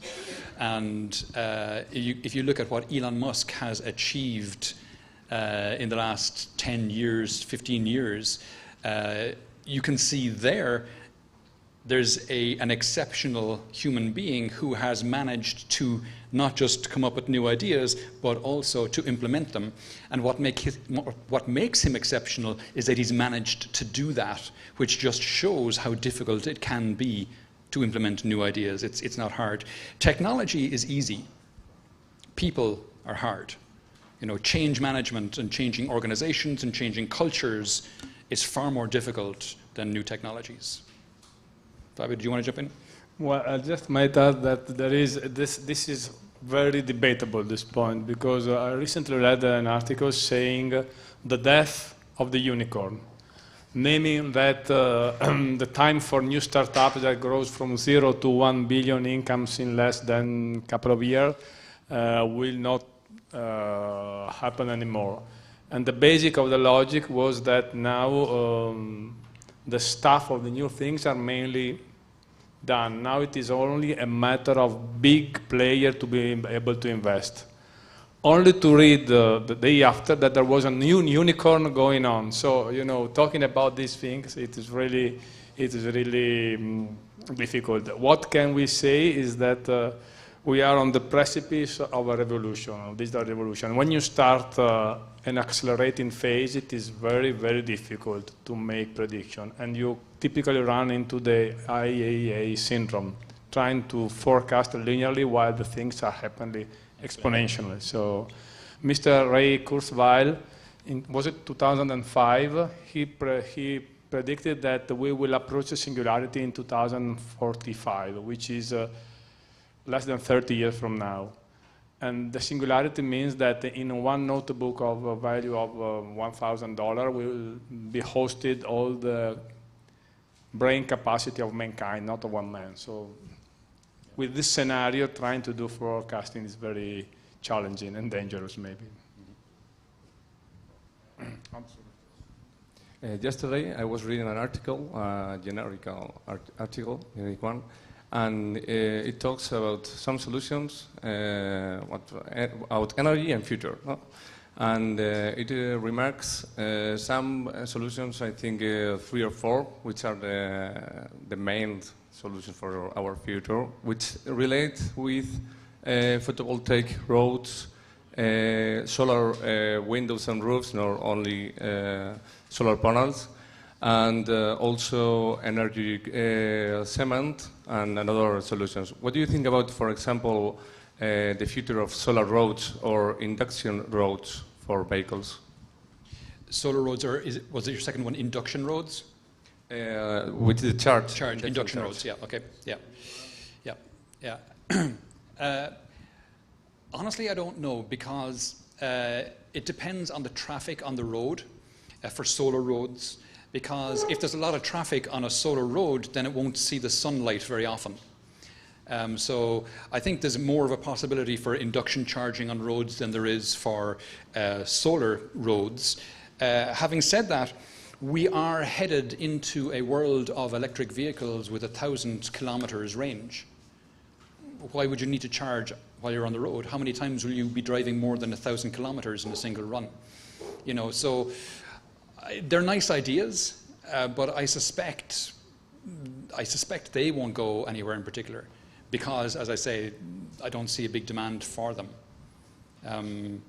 I could be wrong, but I don't see it. It requires a huge change to infrastructure to roll them out, whereas the benefit you get from them is negligible that I can see.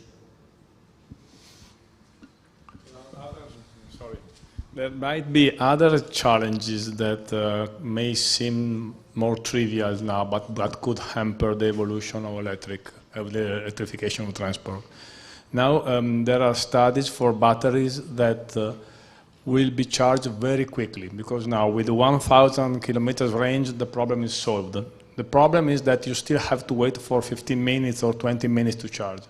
Now they are expected the solid-state batteries by 2020, so 2 or 3 years from now, that can be charged in minutes. Okay, so remember the number of Tom, 80 kilowatt hour per car. You multiply them in a charging station for 10 to 15 charging places, and you think about 15 cars parked simultaneously, all of them charging their car in 2 to 3 minutes. That requires a high voltage network dedicated to that charging station. That can be a limitation. That is a challenge. That is what we, as utility player, have to think of, because that might be an obstacle. Just the availability of power. It's just not a matter of having density, not just a matter of having the car. You need to have the power. So this is something that is going to a problem that we will going to face very soon. A short comment and then a question for you. The timeline of new ideas is different than the timeline of implementation. It's completely different. In fact, sometimes there are different realities. And if an idea it's possible to be applied in less than 20 years, is not a very good idea. It's not changing something very hard. How do you think that a company like Enel could reduce this gap between timeline of new ideas, scientific ideas, and timeline of starting the implementation? Because here we have to work if we want to change faster our communities. So this is advisory. No, I'll let you take it, Fabio, because I don't know enough about Enel's internal procedures and processes to comment on that knowledgeably, so I'll let you jump in there. Okay. So this is a really important point. We are trying to, we are aware of this. We don't want to be the lazy elephant. And so we are trying to address this topic with agility. And agility means a lot of things, but what we are doing now is trying to see what many other companies have done. We have been studying very closely companies like Netflix, like Amazon, and other methodology. And mainly the idea that these guys, even in Tesla, do, they try to split the problem into many small pieces instead of addressing a big project with a long-term planning. So we think we have the idea of everything now and we just plan it and we roll it out. This way of addressing these kind of things is dead. We have to be aware that it is our ability to do prediction is very low. It's very low, so we have to plan for that. Instead of looking at the big picture, try to get to the result by a lot of small steps. We call them minimum viable project, call it like the way you want. But the idea is to split it up, split the problem in pieces and address one by one. Microsoft calls, Amazon calls this a microservices approach. Others call it agile. Netflix talk about squads and things like this, but I don't want to make it in terminology. It is a matter of addressing in a different way these things, where change is welcome, and small, autonomous, and multi-feature, multi-skill teams may be very better off at doing these things than a big program run from the above where someone is expected to have the knowledge to lead the group. This is not anymore the case, and we are trying to move this. We are struggling because, you know, management has to leave control and just work for enablement, and it is a big change, but it is something necessary. This is at least what we are trying to do. I've seen a couple of companies do things like have what they call skunk works, so small dedicated teams who are given a wide scope for innovation projects. And several companies in the technology space that I'm aware of do things like, well, first of all, they don't blame people when something fails. You have to make sure that there is no fear of failure within an organization. And then when something does fail, you have to have what's called a blameless post-mortem. So everyone gets together to find out what went wrong. And it's, as I say, it's a blameless post-mortem so that everybody learns from the mistake and you try not to replicate it. So that kind of culture of failure is not a bad thing. It's hugely important as well.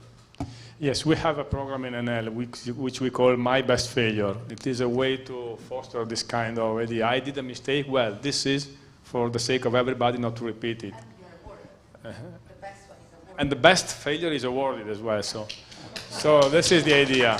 This is the idea. Obviously, if you publish twice exactly the same mistake, well, maybe we have a separate conversation about this. But The idea, maybe you remember, there was an outage, the last big outage of AWS happened in last year, almost after summer last year. And it was because of a guy who had created a recursive routine for cleaning up disks. And it was too recursive because it cleaned up everything in the Virginia data center. Well, he was awarded for this because it was first time. I don't know where he is now, but at the moment he was awarded. So this is the idea.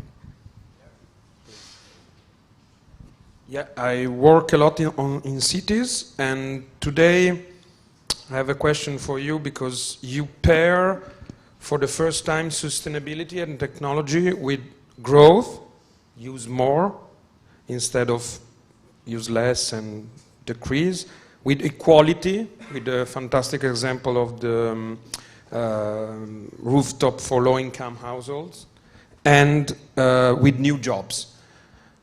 My problem and the question is that in cities all around the world, they still have this storytelling of sustainability and technology paired with decrease, use less, inequality because only the rich could afford it, and less jobs. So I will use your speech because it will help me to pair with new words, but why the storytelling is so much still paired with other words, with the opposite of what you say? Sure.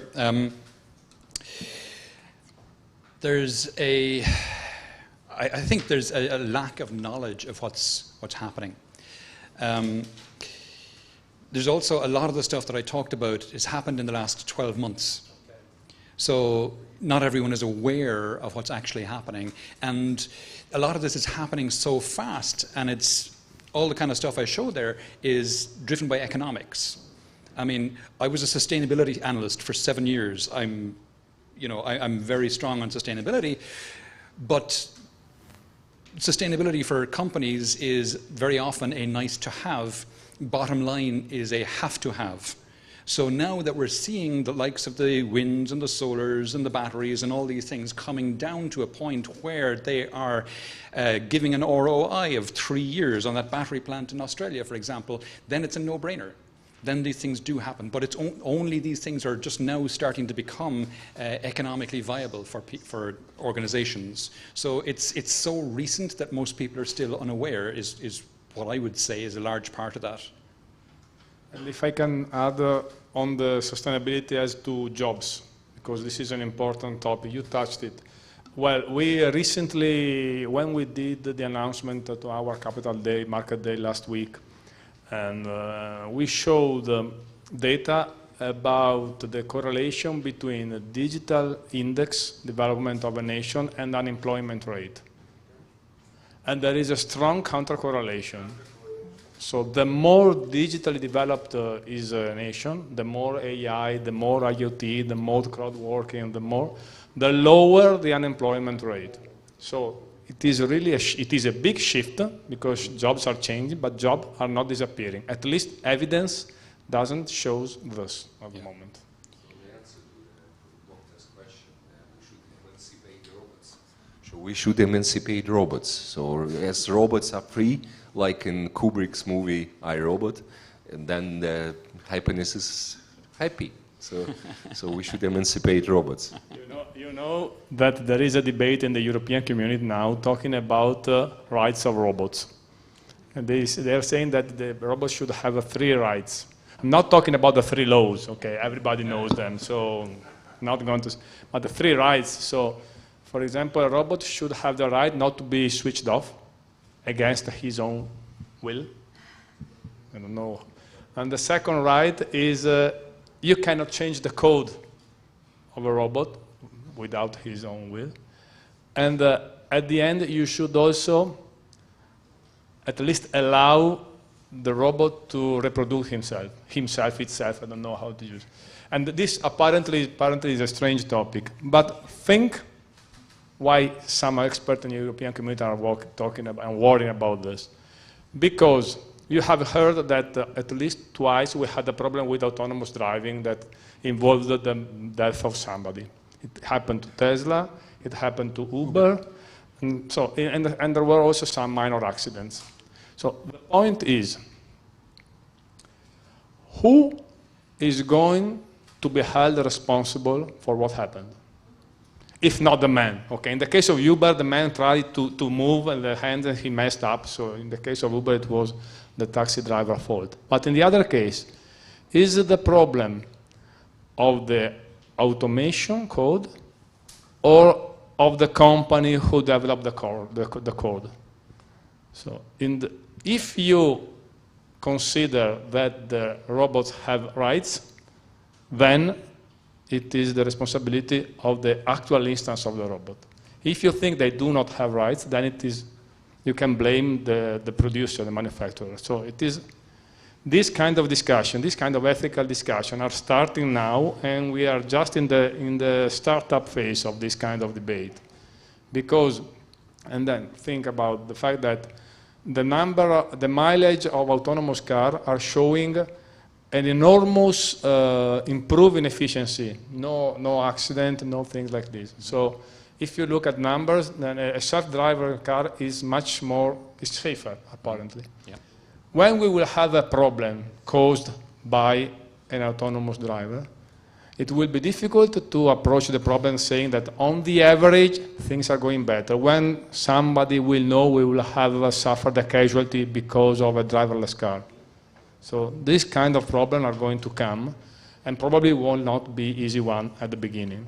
But I landed here with a flight that had autonomous landing program. So, and I feel safe then with the pilot driving. Yeah, there's a joke about that in the future there will be two creatures go into the front of planes. There'll be a pilot and there'll be a dog. And the pilot will go in there to reassure the passengers, and the dog will go in there to make sure that the pilot doesn't touch anything. Exactly. Exactly. I have a question for Fabio. Yes. So we've heard a lot about Tesla today, and I think that something like a monopoly in that direction is pretty dangerous. My question is, our aim, I think, is to have a lot of smart cities in Europe, and I'd like to know what is Enel working on towards this, and how close are you to enabling many layers for the consumer to have a smart city maybe in the next few years. It is awesome. It is really awesome to hear somebody being afraid of a monopoly of Tesla. Tesla have just started. We have Volkswagen here manufacturing 10 million vehicles per year, and Tesla badly hit 250,000 last year. So, but this is the idea that the potential that which is beyond Tesla is huge. So to answer you, the first point, I'm not afraid of monopoly of Tesla, because Audi, Volkswagen, Mercedes, they are all coming. So there will be a monopoly of electric vehicles if you want, but not of Tesla. Tesla is one of the smartest. By the way, the 20 gigawatts of energy that Tom was referring to, they are 20 nuclear power plants.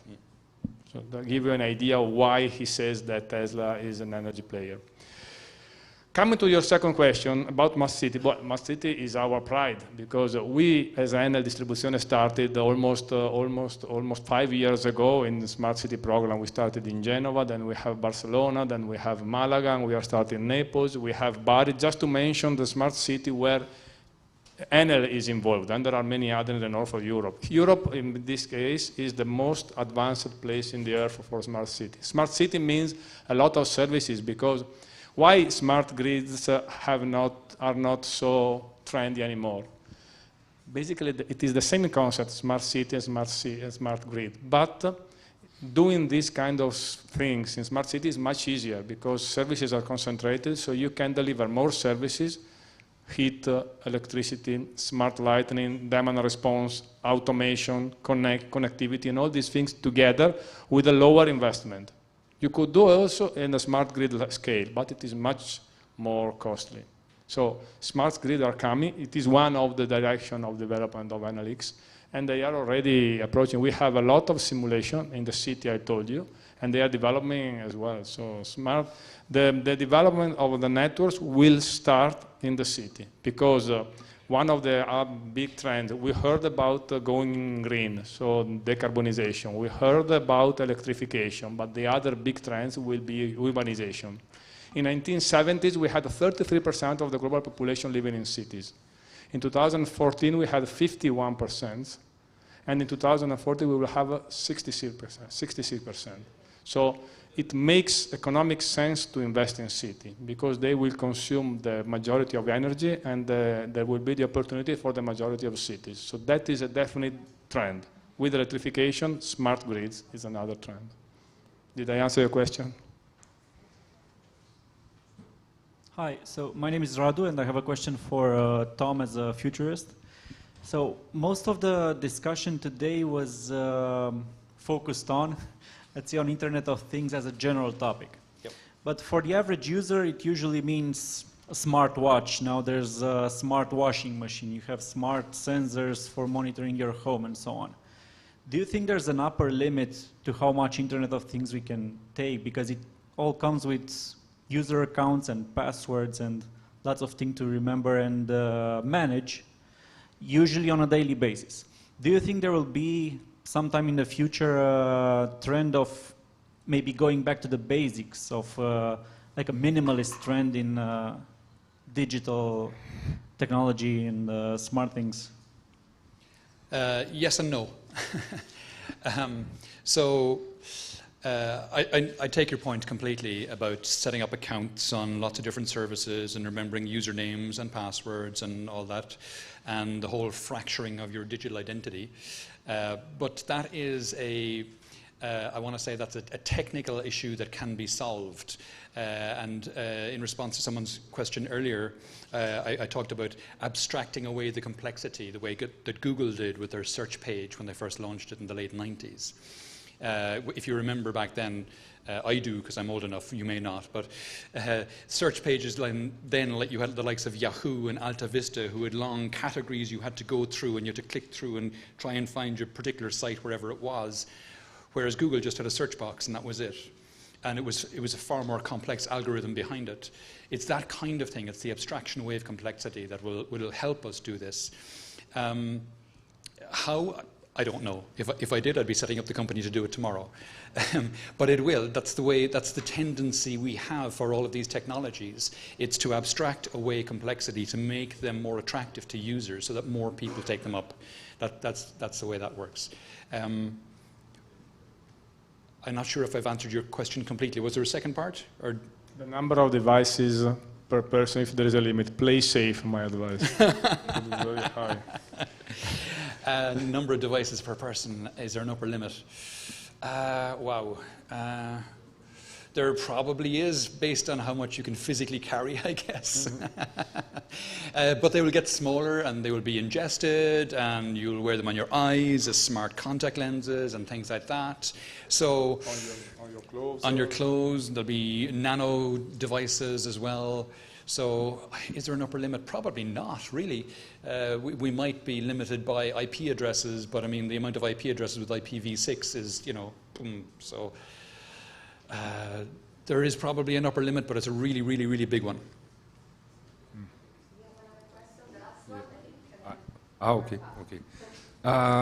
We did discuss about privacy and security stuff, but one thing that I would ask is, how many of these initiatives you have show as example are actually open, like open source, and that could provide other companies the data, exactly what data is being extracted and for what purpose? Because when we think about company software or closed software, we actually don't know how much is or how is the data is used, and how many of these initiatives from many companies are actually open, and how do you see open source initiatives on this topic?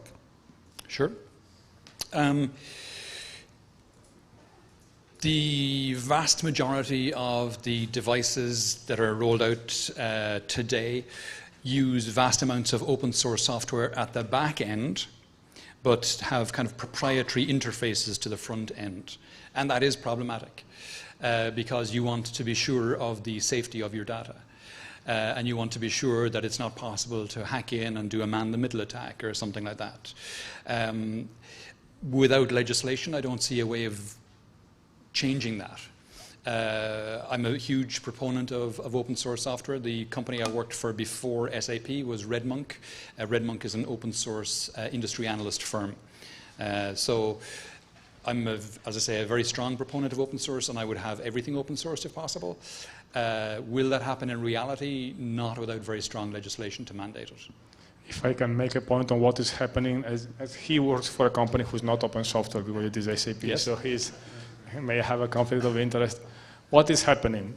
Linux, one of the greatest open source projects, now it is basically sold only through distribution, Red Hat, SUSE, and things like this. Recently, I was in San Francisco 1 month ago, and I witnessed the merge between NortonWorks and Cloudera.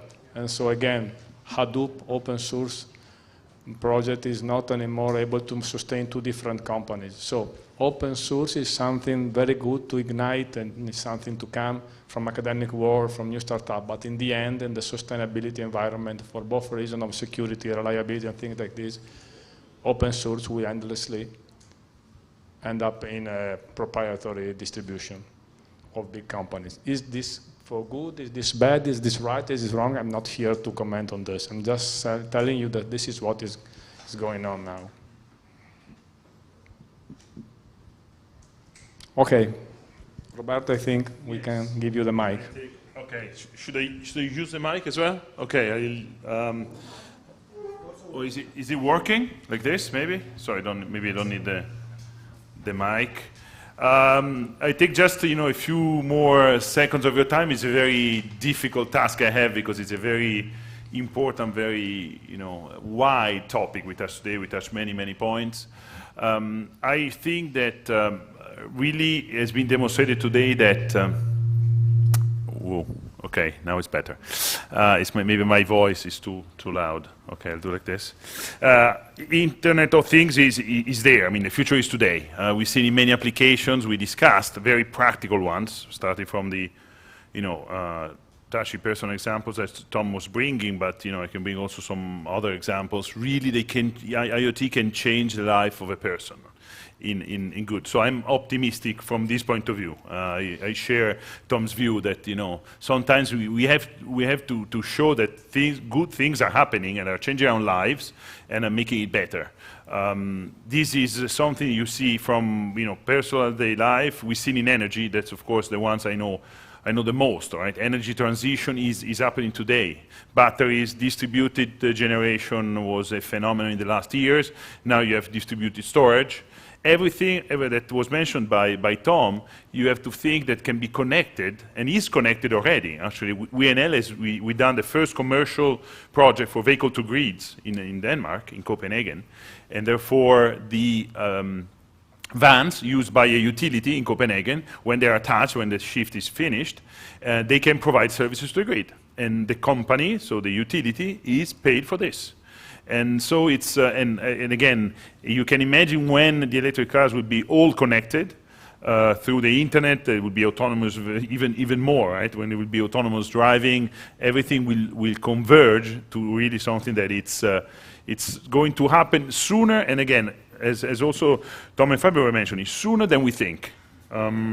Because we're using another example, and then I'll move on, is in Enel we're putting a lot of sensors in wind turbines, many sensors per machine, so we have millions of data per day, and we have people working in terms of data analysis in order to do predictive maintenance. So in order to try to forecast the future, which is, of course, something that it's quite fun to say, but in order to say, given these elements, we do historical tracks of the data, and then we say, if this is the case, probably this piece in the machine will break in a few days, and so you stop, and then you substitute the piece, or you do your intervention before it breaks. And it's something, again, it's happening now. It's almost becoming normal in our daily life in the energy sector. Of course, there are challenges. We've seen many of those. The first one, I agree, I think George mentioned it before, the fact that we have a lot of data, a lot of apps, a lot of information. And again, is more, my personal view, more than the device itself, the problem will be the amount of information, the amount of apps touching all the pieces of our life, no? Starting from health to the house, to electricity, to everything, to leisure, to food. So now, of course, the battle in big companies is how can we do, a platform or a device that is gathering together all these pieces, right? You've seen, the Amazon, the world, the Alexa, and everything. This is the problem, because we need to find a easier, user-friendly interface platform where all these pieces goes together. So I think it's more, we are basically the bottleneck in terms of the fact of using the data more than the device itself. We have seen problems in terms of cybersecurity. It's a huge thing, and of course, Fabio knows more than I do, but it's a big issue for utilities. You can imagine how important it is, given all the interconnected devices. If somebody enters, it can stop the production, it can stop the distribution of the energy, create a blackout. It's huge, and we face a lot of attacks. So we have very big systems in place in order to reject them. And we arrive, many challenges, we arrive till the ethical part, which is something that is becoming, more and more important. It's, again, seems strange to speak about ethical when you talk about, internet and, artificial intelligence, but it's becoming like this. It's the way all this data are used, for example, but again, also how ethical it is to use all these elements in order to make our life better, no? So there is probably, from an ethical point of view, a certain moment when we have to say maybe we should stop, because this is going too much inside our lives, like the big, super big brother, and so maybe we should stop there. But again, to conclude, I think that we've demonstrated today that we can have a better quality of life thanks to the IoT in every day, and this is going to be, is today and to be very soon. Just another couple of things. I thank you all for being here. I thank all the people that are connected via streaming. I ask them to continue. It's a very interesting, large conversation, to continue the conversation in the hashtag Enel Focus On. And as well, I wanted to tell you that we continue our series of Enel Focus On. The next one will be in Santiago del Chile, end of January. And by the way, will be, and this was not on purpose, to please you on your speech, but it was already decided it's going to be on e-mobility for public transportation. Actually, Saturday, 2 days ago, the first 100 buses were shipped and arrived to Santiago del Chile, and it was an agreement between Enel and a Chinese manufacturer, BYD, and so we will start operating, right? Electrical buses, of course. Sorry, I didn't say, but of course it's for e-mobility. So electrical buses, they will be, used in Santiago del Chile, and we will also help to operate these buses. This is another very important aspect. Then will be a key thing for us and for us living in the cities. So, thank you again. Thank you for all your contribution. Hope that you had fun. It was interesting for you, and hope to see you maybe in Santiago del Chile, which is not very close, but it's a very cool city. Thank you. Thank you, everybody. Bye.